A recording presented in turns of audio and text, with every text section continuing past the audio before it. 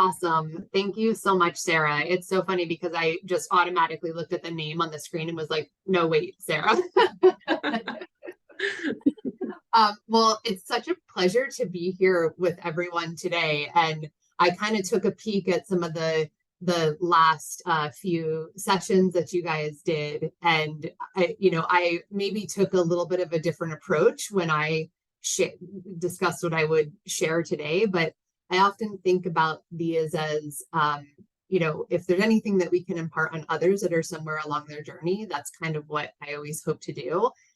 Because we don't have the biggest crowd, it kind of means that we have the opportunity for me to adjust anything that I share today based on what you guys all would love to talk about or hear. So maybe I can start with, I have the chat open on the right-hand side of my screen. So feel free to either come, I don't know if this is how you normally do it, guys, so stop me if I'm like, no, we're making all new rules, because that's kind of what I do. But feel free to come off mute. Feel free to put stuff in the chat. I'm happy to make this a little bit more of a discussion as opposed to me just talking the whole time. I learn as much from you all as maybe me sharing a little bit. So I'll go ahead and just share a little bit about my story, why I love empowering other people, and some of the things that I've learned through some of the hard times, and then we can go from there if that works for everybody. But let me know if that doesn't work, because I will totally switch mid talking, right? We can do this however you see fit. So we are game for it, Kelly. Sounds good. Awesome. Thank you so much, Sarah. Well, first off, I'll let everyone know where I'm joining from. So I am in Charleston, South Carolina, or technically right outside Charleston in a little town called Mount Pleasant. No one ever knows what that one is, so I always say Charleston. I'm about less than 10 minutes outside of downtown. I have 3 kids. I am married, and we also have a dog. So it is like a busy household. My kiddos I have 2 girls that are 14 and 12, and my son is 8. And gosh, I'm like trying to think of any other, well, if you have any questions about home life, of course, feel free to ask. I was kind of I say younger mother, but I don't think I was like super young.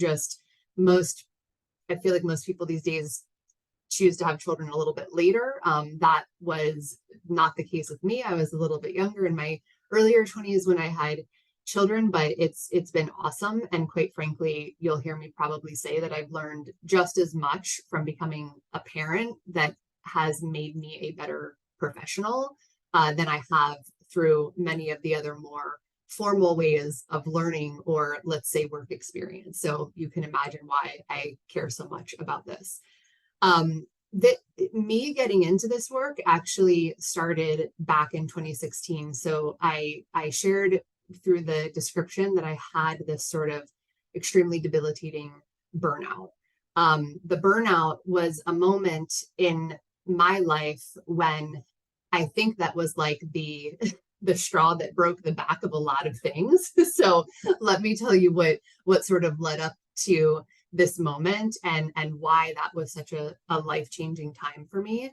So when it happened, I had been working 80-hour-ish weeks. I had a 3rd baby that had not even turned 1 at the time. I think I maybe had a 3-week maternity leave, and that baby was born via C-section. That happened to be an extremely hard surgery.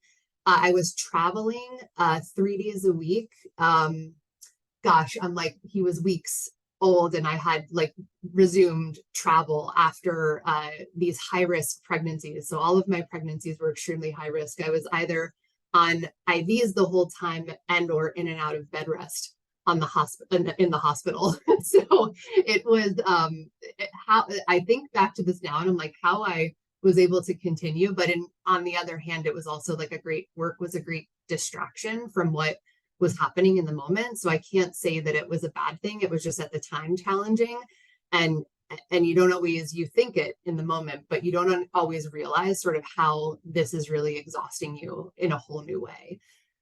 So this moment when I say I burned out, I mean, like, I really truly I just was to a level of exhaustion that unless you guys have experienced this, it's really hard to know. So I'm actually going to try to like bring you into where I was in that moment. I like couldn't get out of bed. I honestly was just, it wasn't a it wasn't a, I will preface this, it wasn't like suicide moment, but it was more like, is this what life is like? Like, I mean, I just literally can't keep going. I can't do all of these things. I can't be this person at home that has all these expectations. What it was taking the toll on my body. I was nursing these babies, like pumping in airport bathrooms. I don't know if anyone else is a parent here, but I ended up seeing I think it was like a TikTok video of a mother just recently getting all of her breast milk taken at airport security. And I like cried along with it because it's happened so many times to me. And this happened to this woman while the formula shortage was going on. And when it happened to me, it happened in a totally different country as I had like a baby with me. That was having massive allergies, and she was allergic to every formula, so she could only take breast. It was so anyway, needless to say, there's a lot behind that is exhausting. And I really felt like I just don't want to do it this way anymore. It also happened at a time when my 5-year-old, so middle daughter, was diagnosed with dyslexia, ADHD, and anxiety. And I had to be able to advocate for her at school because she was having a lot of trouble that, yes, today I can say, I wish I had seen this but I was traveling and working all this time. So I was kind of like not seeing all the things that were happening. I'm going to take this back a little bit further and just give you guys my little lead up story to this moment, because everyone's sort of like, okay, that's a lot, right? But I think I mentioned earlier, like I grew up in a house of entrepreneurs. So my father had his own dental practice. My mother was managing what used to be called Avon Ladies. I don't mean that because it's not the right terminology now. Like that is what it was called back then. And it was essentially the opportunity for women to be able to make an income. And in many cases, these were like single mothers. And so she helped train them to start their own businesses and be able to make money when they couldn't go out to work. And now, like the reference of that today is so crazy. I used to go with her to work to these women's houses. But I grew up like that. And so I started my own business when I was 10 years old, like a babysitting club. I always wanted to figure out how to make money or how to help other people also just believe in themselves and make money. And maybe that goes back a little bit to going into these women's homes with my mother and like her doing that, right? You just kind of pick that up. And really I lived, always say like a fairly privileged yet interesting life. You know, my parents got divorced when I was young. I'm the oldest. You did? Oh my gosh, Casina, that's so cool.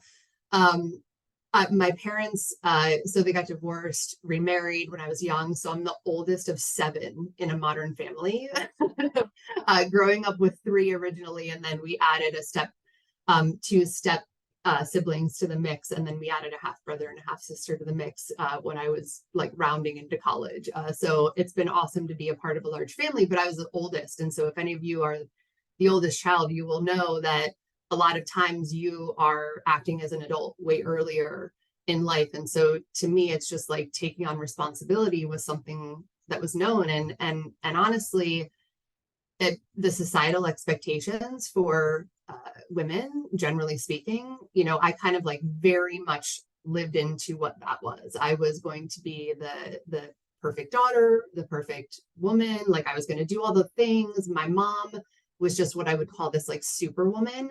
I swear now as an adult, she's told me like she must have slept 4 hours a night. She also had 3 children. She was also pretty much a single mother for most of the time.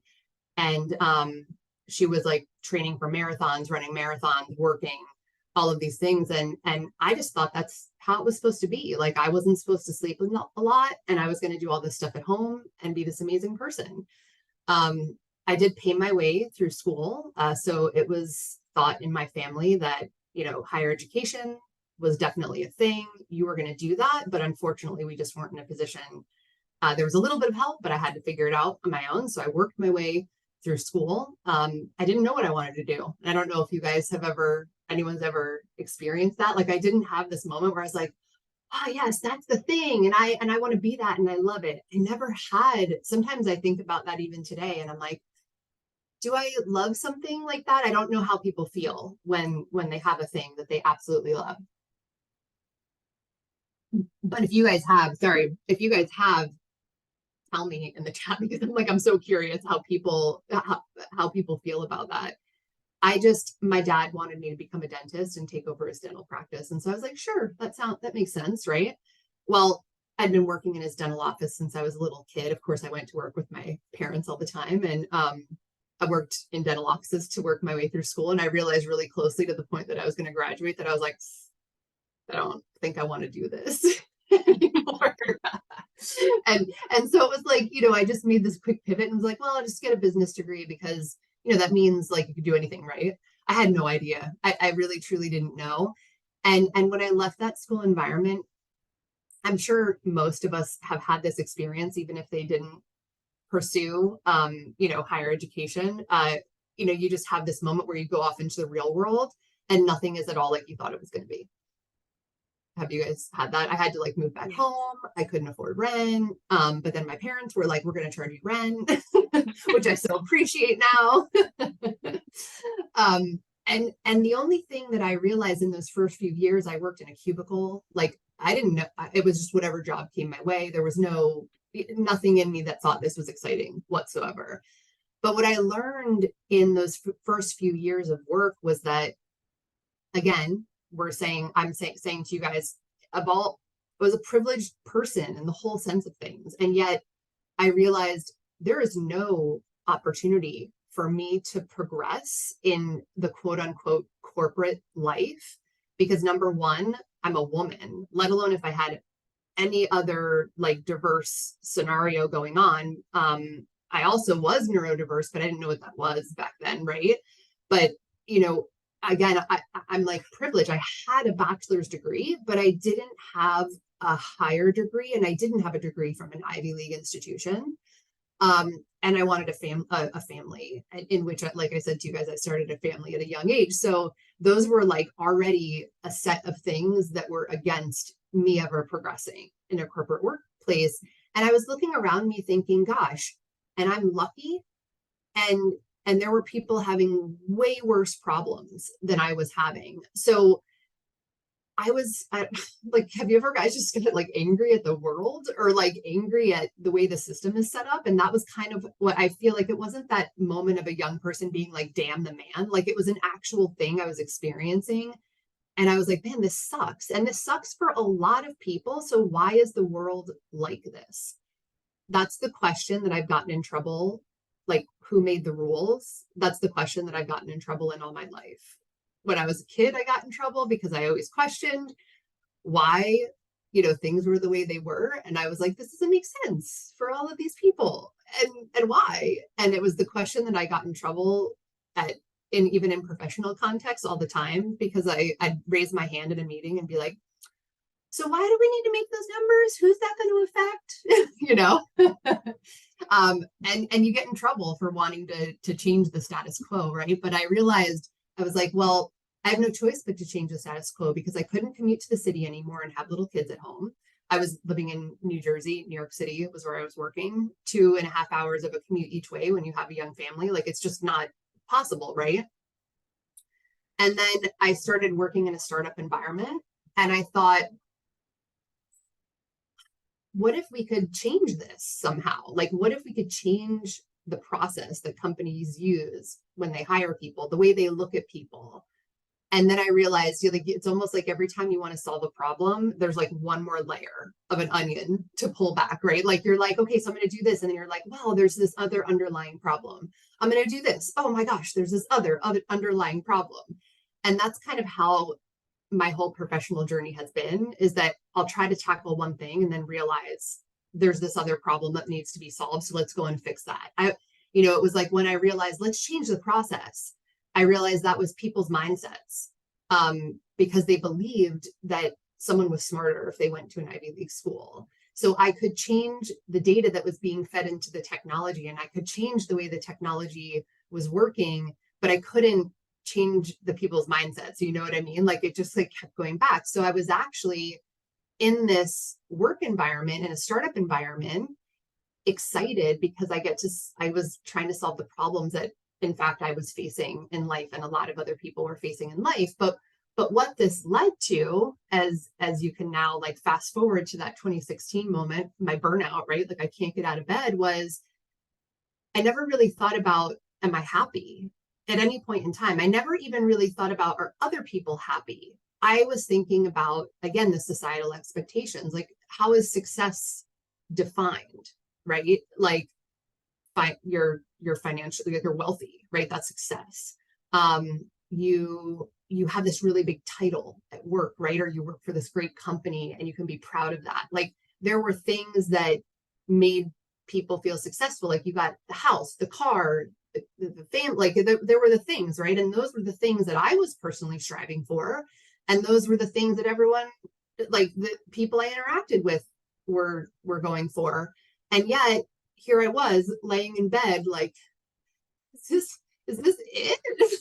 Because every day I was so tired and I wasn't even happy. Like I was like, I really thought about it and I was like, I'm kind of just sad a lot because there's so many things. I'm like doing all this work. I'm on the one hand trying to convince all the people that I'm working for that I'm worthy because I want time for kids and I don't want to travel as much and am I ever going to continue and progress? And then in life, I'm like trying to keep my house super clean because I don't know, Martha Stewart might come over at any moment and decide to take pictures of my house, or like someone might know that everything else is falling apart if everything else doesn't look perfect. You know, you're having kids, you're going to the gym, you're just like trying to keep up the looks. Like, oh my God, it was so tiring.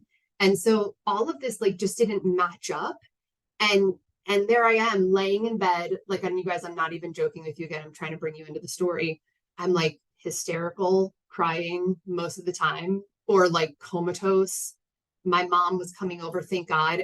She just had a moment in her life where she had more time available. She'd just come over and like take the baby and make sure the kids weren't even getting to school on time. And I'm someone who cares about education, but I'd be like, I can't even get you out of bed or feed you. And at one point when my mom came over, and this is like, God bless this woman, because sometimes you need hard love to get you past a place. And she was the one who did it for me. It was like a few months into this, like every day was just going through the motion, just like falling apart. Right. And, I left my job, like so many things. You guys could ask me all the questions. And then she was just looking at me holding the baby on one hip one day. And she was like, well, she didn't say it as nicely. She's kind of yelling at me, but she kind of screamed at me, you need to get out of bed. You're a mother now. Like, this is what it's like. So you just got to do it. And after some words that I can't say in public that were said between my mom and I, she slapped me across the face, like to snap me out of it, you know, because I was like, just like screaming and like crying and, you know, and after I screamed her out of my room and like life was over, right? By the way, I was like 36 years old. It wasn't like I was a child at this point, but this is my mom. I realized that I was like, after probably like hysterical for probably 24 more hours, I realized she's right that yes, I need to get out of bed. I don't want my children, like I want my children to have a good life and all of these things, but I don't want to do it that way anymore. And I wonder if I can find a different way. And it's a long journey, a continuing journey to this day that I started then, therapy, self-discovery, figuring out very slowly but surely. Like some days I'd be like, I put deodorant on today. It's amazing, you know, like, or I put deodorant on for 5 days in a row. Like the very small steps, when I say small steps. And I just realized I just don't want to do this way anymore. I don't want my daughter to have to pretend to be someone she's not, because she's not a bad kid at school because she has this like neurodiversity. She's actually this like amazing and brilliant person. And something that came up recently for me, if you guys saw the co-founder of Girls Who Code, maybe someone can remember, it's Reshma, and I'm totally blanking on her last name, but she did the commencement speech for Smith College this year, which is an all-girls school. And it reminded me about something that I used to say to my daughter when she was having a really hard time, that actually I was also saying to myself, by the way, which was, you're not the problem. The system is the problem. And it is something that I've just basically transitioned and done everything in a different way. Yes, I was a young entrepreneur, but I didn't know how to really like make a living at these things. You guys, like, I didn't know how to do any of this stuff or live life a different way. I just figured it out. And one of the things that I did, I'm going to stop before I go into the next thing, because I haven't had a chance to read all of this, but I wanted to share this story so that you guys knew that it wasn't like I came in to figuring out who I was or I have all the answers. I'm still on the journey. I've been through hard times. I've been through good times. Like, there's no right or wrong when it comes to this, but I didn't want anyone to think that this was easy. Sometimes we learn the most through the most challenging times in our lives. And we have to remember that that is an amazing amount of growth that we're going through that makes us this unique and super strong person. And I want to share with you guys something that I started doing when I was still in bed that I still do to this day, and that truly helps me kind of do whatever it is that I want to do. Because you guys can ask me any questions about what I do, by the way, but the thing is that I want all of you and anyone else out there to be able to do whatever it is that sets you on fire, and be you and be happy. So I'm going to stop for a minute before I get into this weekly exercise. And I thank you all for like listening to this story, because sometimes, you know, it is hard to kind of go back through it again. I caught myself getting teary-eyed for a minute, but thank you for all these comments too, by the way. Does anyone have any questions, or does anyone want to come off mute? Because I won't be able to go back and read all the comments right now.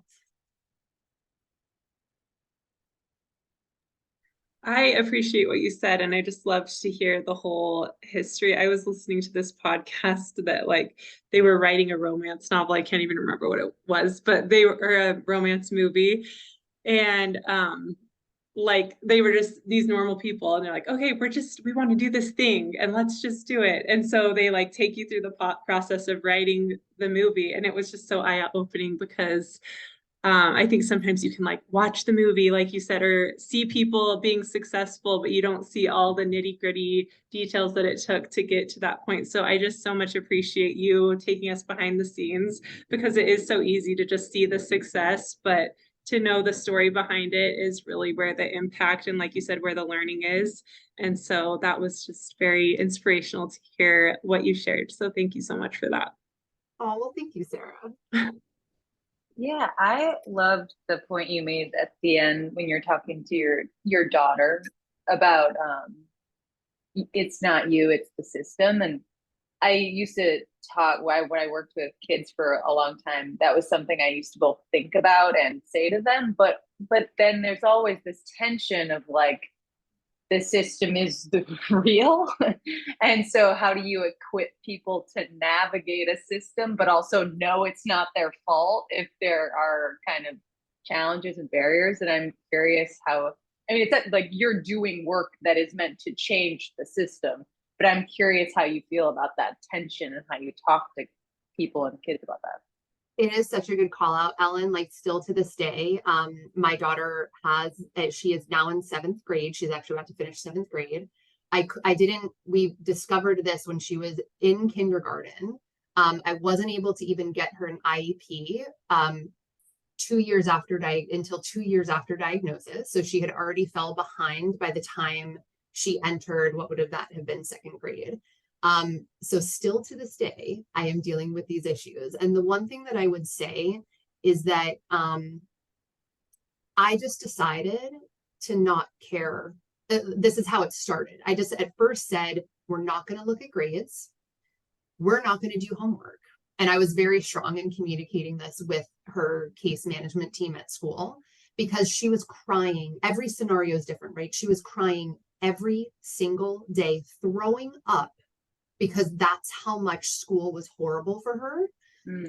And I was like, I don't care if literally she like has to even be held back in grades, and we will figure all of that out. Right now, happiness is number one. So all of that stuff goes out the door. I communicated that to the team, and still to this day, these things come up. So I was having a really strong and difficult situation with the current case management team, even to this day in 7th grade. And all I did was, instead of getting mad and screaming, which sometimes I want to do, I actually calmly just said, hey guys, let's put ourselves in the place of a student right now. And going back to this concept of you're not wrong, the system is wrong. It's also the mindsets of individuals. And I was like, I know that as a teacher, you are overworked, stressed, underpaid. Like, let's go through the long list of things that you're dealing with, and then add to it any other personal things. You might come into school that day and just be super frustrated. And this child's reaction, whether or not it's anything, it may have just been that straw that broke your back, right? And you said the wrong thing. But we have to remember that these children, like, it's really affecting their lives, that the way that you're reacting. And so I kindly just pointed out that I think, hey, we've all got a lot going on. Let's just think about the children in this moment and how it is affecting them now and in the future of their lives. And let's try to just act kinder. I'm not talking about grades. I'm not talking about all the other stuff that we have to deal with. I'm just like, let's be nice to these kids, because if they keep hearing the same thing over and over again, they're going to start to believe it. And I know at home, she says, I'm stupid. I could never be in those classes. I'm not smart like my brother and sister. And I'm like, how could you possibly even think this of yourself? It's only because she sees the look. She sees and hears what they talk about, like in their hushed voices off to the side. Every child does, right? So that's what I would say, is the tension is there. And I think we all need to choose how we deal with that. And that is so much dependent on what's going on in that moment, right? But for me, that is always going to be, these individuals are first. And if that means it crashes and breaks the system and we don't even like want to go on with that system, then I'm like, that's what it is. I love that. And then I can't wait to hear about the practice that you have. But I love that because it puts everyone in a situation of agency rather than just kind of like, these are the passively accepting the systems around us, they're arbitrary, but just like first noting that they're systems and then saying, we all have agency in this situation to not make this child feel in pain. Like, and I think it's so empowering. And I don't think it needs to be a threat to say, like, these are systems that we all agree on, but we don't have to agree on them. So I love that. And I can't wait to hear about your next piece. Thank you. Thank you. Nathaniel, or do you go by Nathaniel? Is that okay? I do, yeah. I appreciate, and I really just appreciate what we were just talking about. And I reflect on my own experience, how those moments that, we all go through as children with that. But I also, just to your, story and the trying to hold it together, I think a phrase that my father shared with me that has always been helpful to me is don't judge your insides by other people's outsides. And trying to hold it together, trying to keep, everything looking as if it's going swimmingly, even when we may be struggling, not putting the added burden on ourselves of looking at somebody else who looks like everything's going well and thinking, well, I must be a problem, or I must be, deficient or something. And also respecting to this other part of the conversation that, like, it may not be going swimmingly for them. And so, but that phrase of not judging our insides by other people's outsides has always been meaningful and helpful to me. That is such a fantastic quote. You guys can sort of see here that I have these quotes. I feel like that's one that could easily make this little wall of inspiration. The fatherly advice, I will share one more thing before I share my little exercise here, because I thought about it this moment as I was about to go live on this thing, and then I had a kid miss the bus. I had another kid that had to be at a doctor's appointment, and I'm like driving all over the place, and I was at a stoplight like, and then I thought of this. My dad sadly passed away suddenly about 1.5 years ago. And there was something he really raised all of his children to be extremely confident and strong. Girls or boys, like, he didn't have that, and the thing that I think about, because I started going to work with him when I was very, very young, was that the thing that I felt from him that I never felt from anyone else at the youngest of ages was he trusted me explicitly, to the point where I would go into his dental office and he taught me how to run the payroll, and then he let me do it. I would get all of the deposits ready for the bank. I must have been, like I said, like between 8 and 10 years old. I would count out all the money. Now, granted, I'm sure when I got to the bank with him and I was doing the deposit, they were counting it again, right? But he didn't even he just trusted me and knew that I was strong enough. And you guys, that for a child, this is what I think of with my daughter in school or any other kids in school, that for a child or an adult or anyone, right? That, like, I trust you to figure this out because you are strong and you will figure it out even if you make mistakes. That is an amazing gift to give a person. And that's what, so anyway, Nate, I share that because slightly different than that fatherly advice, but also something that is wonderful to remember in these scenarios when someone might also be going through a thing and their reaction to you has nothing to do with you whatsoever. Okay. So if there are any other questions, like we can always go back there, but quickly, is anyone else off? I'm like seeing if anyone else off mute, but quickly, I'm going to share this exercise because we still have more time for questions if we want to go there. So reminder of where we were when I started this exercise. Okay, you guys, I'm laying in bed with the like moment of getting that like shake up from my mother that is like, you need to get out of bed and be a mom, like you have responsibilities. And I was like, yeah, I want to be here for my kids, but I don't want to do life this way anymore. Okay, I started picking up books. Like I'm like, now I'm aging myself. I think I had an iPhone. Like, I think I may have had Instagram at that point. Like this is very new for me, you guys, that concept, but I'm a book person. I like to write, I was picking up these books and I would pick up a book and sometimes it just wouldn't resonate with me because I was like, yeah, that person has like all of this amazing privilege, blah, blah, blah. And I'd like literally throw the book. I had like a pile of books just like strewn on the ground, like, you suck, I hate you. And there were a few books that really, really resonated with me. And as you might imagine, they were probably also like moms that have gone through the same scenario. One was Mel Robbins. She wrote this book about this like 5-second rule where you trick your brain into like you can take action before your brain talks you out of it by counting from backwards from 5 to 1 and just taking action because it stops your brain from doing a thing. And this was actually one of the most helpful books that I read because I couldn't get out of bed at the time. So it helped me get past whatever was happening in my head and get out of bed. So that is one book I recommend for anyone that's in like that hard of a moment, right? But there were others. There were plenty of others. And through all of them, they had all different versions of this exercise. I couldn't like get with any single one of them. I kind of like mashed them all up into what worked best for me based on what my scenario was.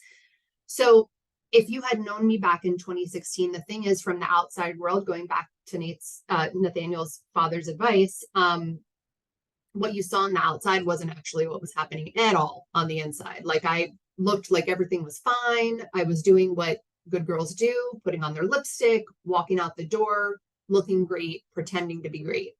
Not what was happening under the surface. I did not believe in myself. Even though my father was like super awesome with me, the rest of the world just kept beating me down, telling me how horrible I was. And after a while, just like I gave that example with what we say to our kids, right? I started to believe it. I really did. And so I started this exercise that was a way, again, I'm neurodiverse. So the way I process and learn, all of us learn differently. I feel like you guys probably know way more about this than I do.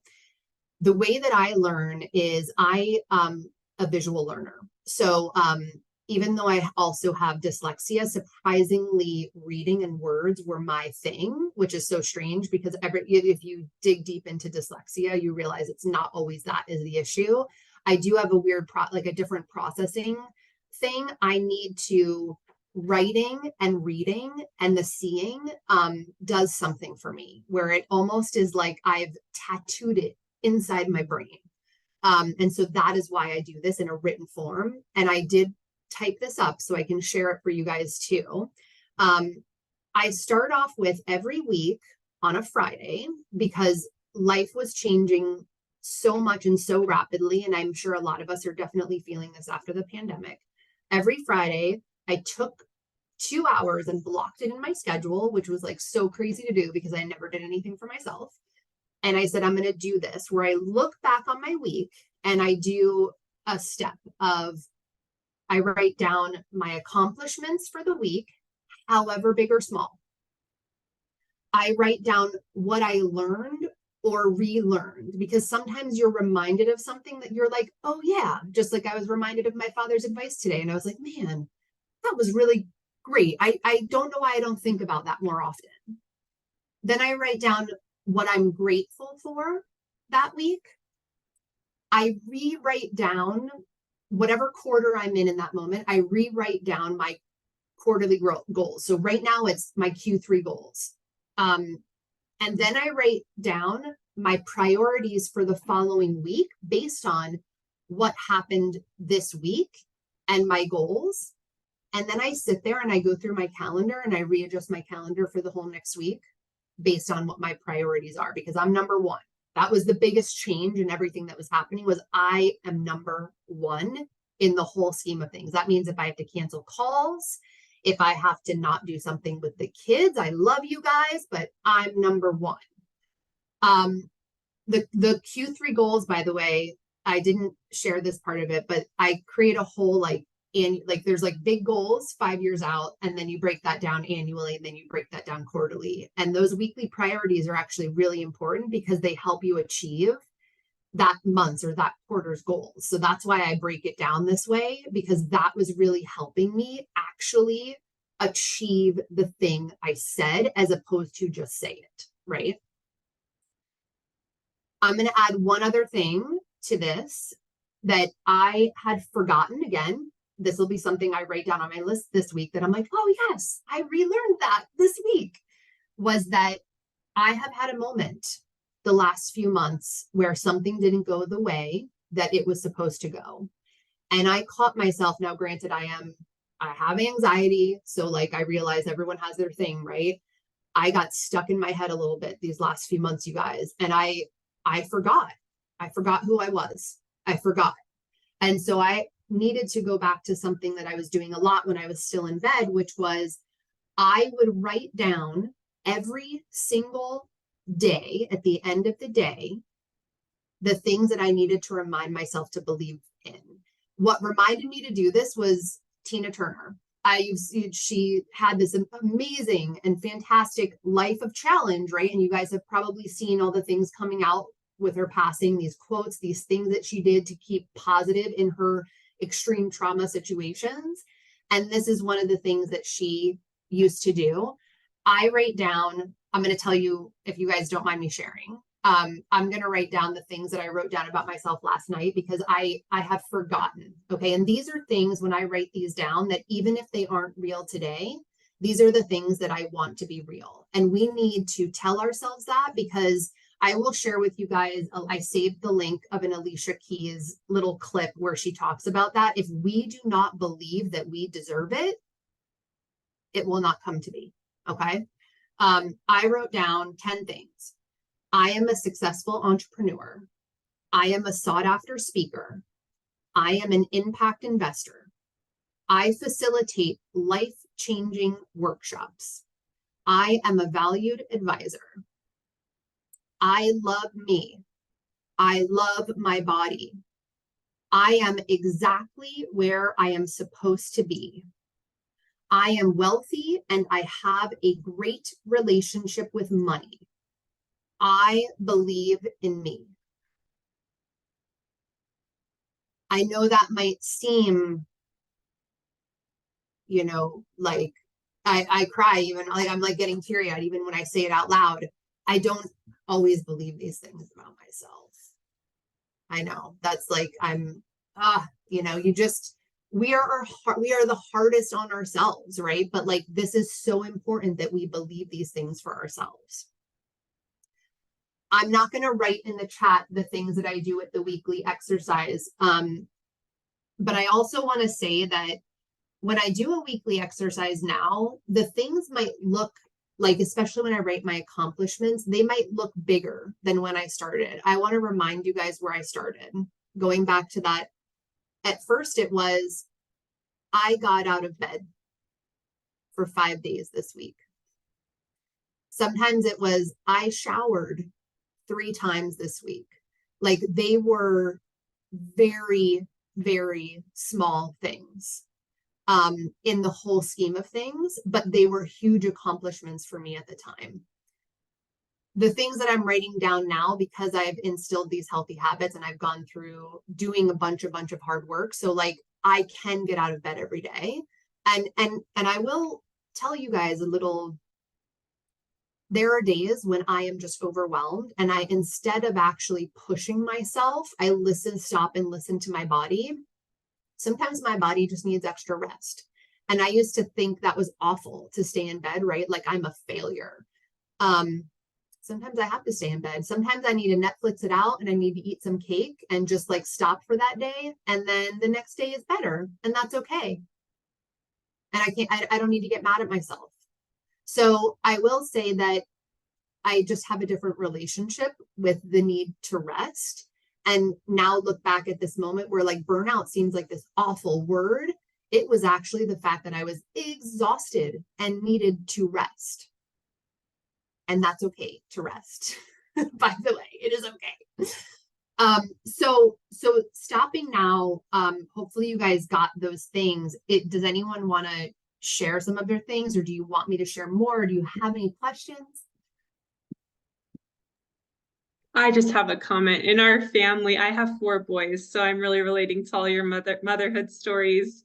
And I love this, I don't know, this pattern that you laid out for us to set the goals and reflect on the week. Because in our family, we usually will talk about like what went well. Every Sunday we gather as a family and share like what went well the week before, and then we make a goal for the next week. But I like this beefed up version, if not for the whole family, then for me to kind of model that. I was just thinking that too. It's such good modeling for your kids to have this healthy mindset. And my son actually this year in school, everybody in their class like wrote nice things about each other. So each kid had like, they got this whole paragraph of nice things that the kids said to each other.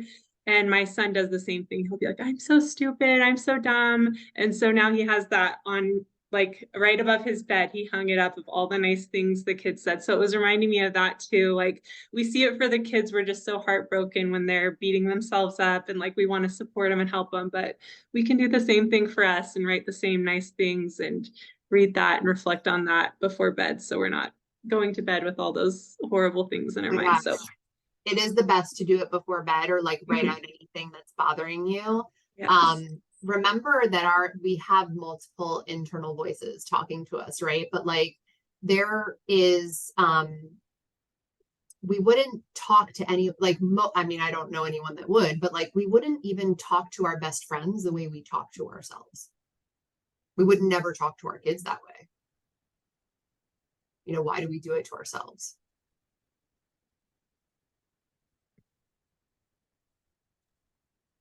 I love the, oh yeah. Oh, my bad.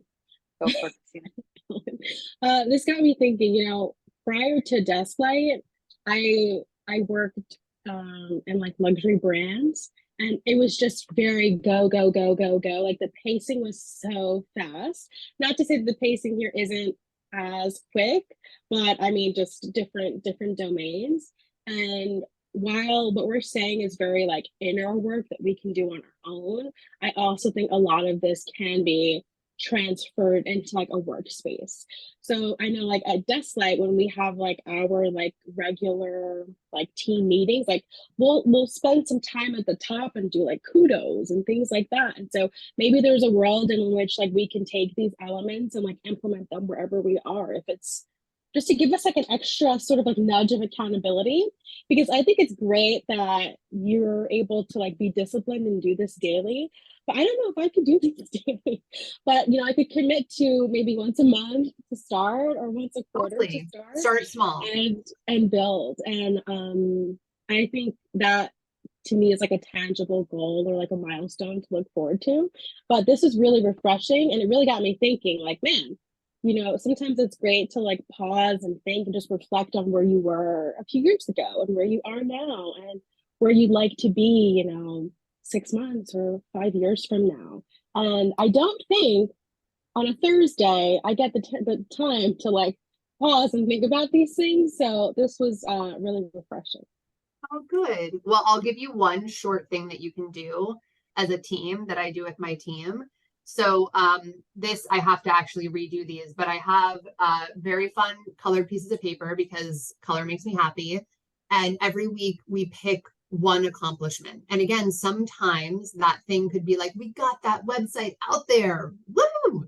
And we put it on a piece of paper with the date and put it in the jar. And then at the end of the year, right, this jar is full.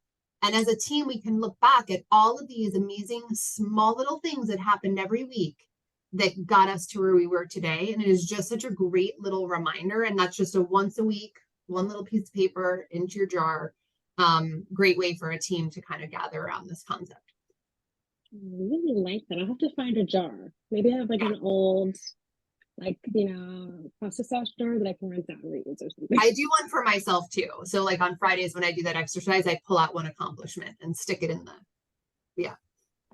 I love that because I've actually thought of doing that again with my family. Like, I was like, oh, fun memories we could write down, but I would always forget about it. So I like the scheduled putting it in a jar because I was like, oh, when it happens, I'll just remember. And then it like just gets cast aside. So I like the ritual of adding it to your schedule. Yeah. I'm curious, actually, it's very kind of similar to what Christina started with, which is like transferring these ideas to the workplace. And the one that I am curious about from your experience coaching people or consulting people in this space, or just like informally, the idea of privileging rest and the idea of knowing and honoring that every person is the priority for themselves, and how you think about that in the context of the workplace and thinking about system design within a work environment and all of that. Oh, well, so I do a lot of consulting with leadership teams. So this is, I can tell you it's different everywhere. My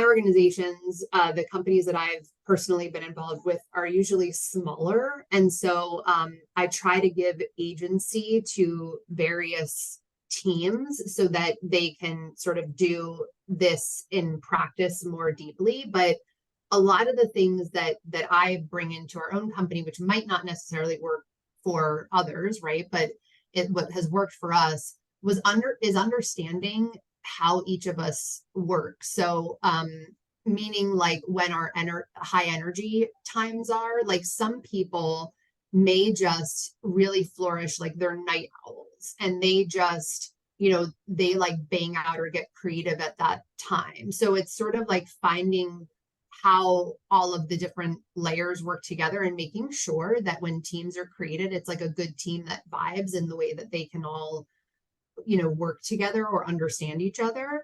And then for larger teams, when we come in and we're doing culture changes, like a lot of times it's really just starting out with empathy, because really being able to understand what's going on. I mean, things change.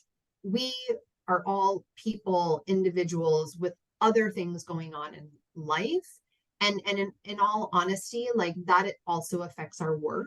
And so if you think about it from a work context, like the actual productivity of people on your team will be affected if we don't actually allow them to like be able to deal with things in their life, right? So it's almost more of a baseline understanding of, hey, we need to be flexible as opposed to so rigid in whatever we need from a timing perspective. Like Christina said, like we move this rapidly.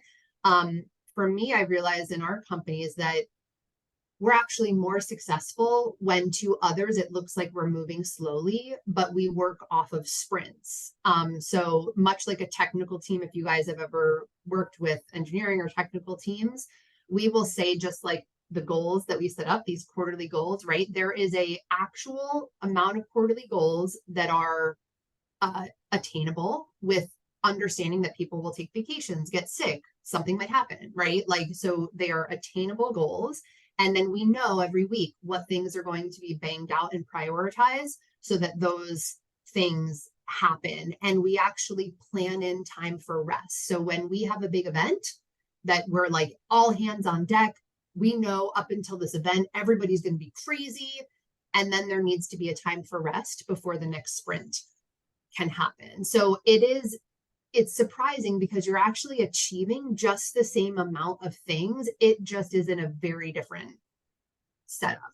So I don't know if that's helpful. Again, it's different for every team, but I love that too, because it goes back to your earlier point about like some systems just don't work. So let's figure out a new system that works. And I think that makes so much sense. I am curious about like just one more question for me, which is like the biggest unstated or maybe unconscious biases people have about these things. Like one that I had for so many years in my life is essentially what you were talking about, which is like, I got into a job and I would work, and I wouldn't take any vacations. And if nowadays it's like, if there's like a different approach, like young people come in and they're like, I value my rest. And my like unconscious thing that keeps bubbling up is like, whoa, that's a bold move to be wanting to take vacation, you know?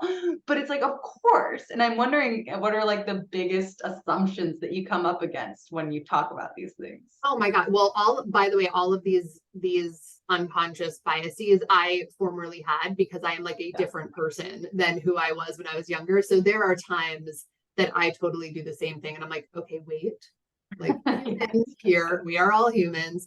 I mean, gosh, there's just been, honestly, all of the things you said, plus 1,000 more that I come across.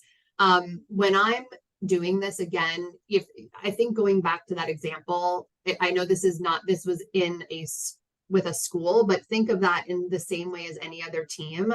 I approach things with an understanding of empathy. Like that person, they don't even necessarily realize. So if I meet someone's frustration with frustration, it would be very natural for that person to defend themselves, right? Or to like create more tension, because it's just, if someone comes at me, right? Like that's my natural, that's like what my body wants to do.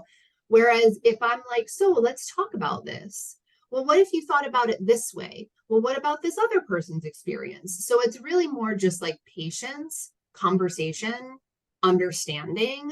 I think about it much like you might think about just diplomacy. You know, it's like there's all of the, or for all of us that are parents, like I have 3 kids with 3 different personalities. And let me tell you, even in our own household, I feel like I'm like, okay, so Jameson is feeling this anger right now, and Brinley doesn't want him touching her and he wants hugs. And so like we're just like talking through what the reactions of everything is, which is fighting, which is like, but there's feelings underneath the fighting. Let's talk about it, guys. I love that.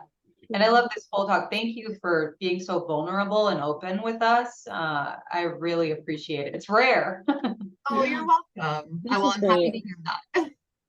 Yeah, I really love this. And also got me thinking, like right before we go, like maybe it's just better to like say it like on the record, like to block it on the calendar, like this is a company-wide like day off or week off. Like if you want, or if you feel guilty or you're struggling with taking time, like this is a great window for you to do that. I feel like that could also just give people like a nudge. So thank you. This is great. I'm gonna think on this. I think actually anyone who is in the power position, so to speak, as an employer, we often, because others may not take that opportunity, we have to be the one. So I close every company between over the holidays, like the last 2 weeks of the year. I'm like, no one's doing anything anyway. Go and be with your family. Like let's like sign off of all the things. No one's going to be posting social media. Like, I don't actually want anyone coming and interacting with us on social media, because you should go and be with your family or whoever your loved ones are, right?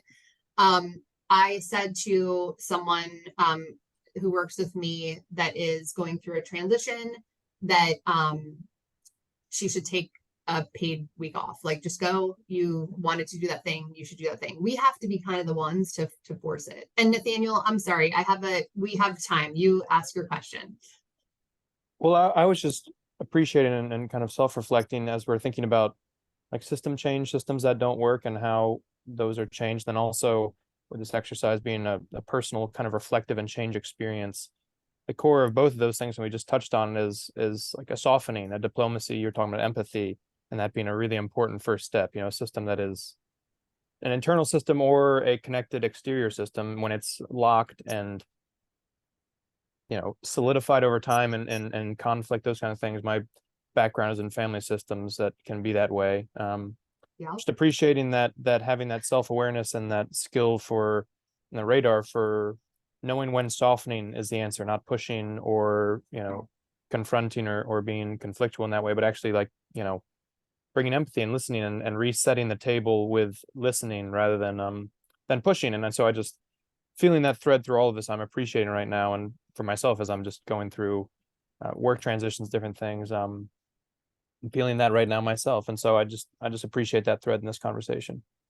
Oh, I'm so glad to hear that. Well, you all have my contact info. I will make sure, Sarah, that I share everything that I shared on our call today with you, so you can pass that out to everyone. And good luck. Like, please feel free to reach out if anyone needs anything. Yes, thank you so much, Kelly. That was a delight to hear what you had to say today. And as everyone mentioned, we appreciate your vulnerability, and it's so fun to walk away with an actionable piece that we can begin using today. So thank you so much. Hope you all have a great day.